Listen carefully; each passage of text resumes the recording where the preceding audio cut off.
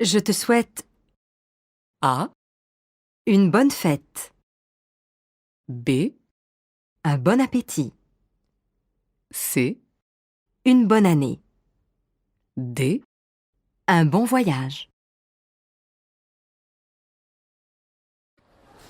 Il est 20 heures. Nous vous annonçons que le magasin fermera ses portes dans quelques instants. Veuillez vous diriger vers les caisses, s'il vous plaît. Cette annonce a été passée A, dans un café, B, dans une boulangerie, C, dans un supermarché, D, dans un restaurant. Salut Emmanuel. Alors, comment s'est passé ton week-end? On a marché et grimpé pendant des heures, mais le paysage valait vraiment le coup d'œil. On a mangé des sandwichs au bord d'un lac en se dorant au soleil. Le rêve. Vous avez vu des animaux? Oh oui, j'ai même failli me faire piquer par un serpent. Où la jeune femme a-t-elle passé son week-end? Bonjour, j'aimerais changer mon billet de train Paris-Bordeaux, s'il vous plaît. Normalement, ça ne devrait poser aucune difficulté.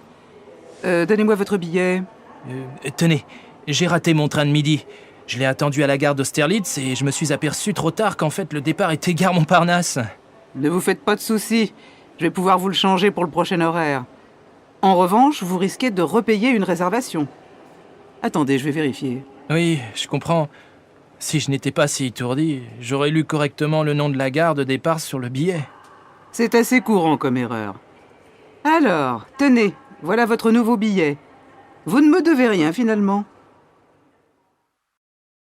1. Pourquoi le jeune homme n'a-t-il pas pu prendre son train? 2. Que veut faire le jeune homme?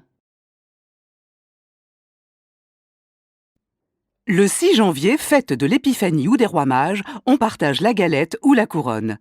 Cette tradition très ancienne est restée très vivace en France. On découpe le gâteau des rois en autant de parts qu'il y a de convives, plus une supplémentaire. On l'appelle part du bon Dieu ou part de la Vierge, et elle est traditionnellement destinée à l'homme absent, parti en mer ou à la guerre, ou aux pauvres qui pourraient venir frapper à votre porte. La célébration de l'Épiphanie, c'est aussi le rituel de la fève glissée dans la pâte. Celui qui trouve la fève est couronné roi ou reine de la fête et est gentiment convié à régaler les autres d'une nouvelle galette.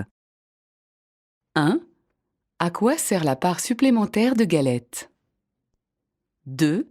Que doit-on faire lorsqu'on trouve la fève? En étudiant l'étrange phénomène des grenouilles à 5 pattes de l'Ouest américain, des chercheurs ont découvert qu'un ver minuscule se glissait sous la peau des batraciens et perturbait le développement de leurs membres. Ce parasite grandit, se métamorphose et se multiplie à l'intérieur d'un escargot d'eau, puis va ensuite dans le tétard. L'homme joue un rôle dans ce processus, car les engrais qu'il utilise favorisent la prolifération d'algues et par conséquent des mollusques qui s'en nourrissent.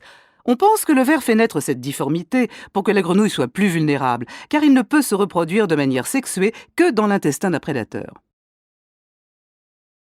1. Pourquoi le parasite s'introduit-il dans les grenouilles? 2. Quels sont les responsables du développement du ver?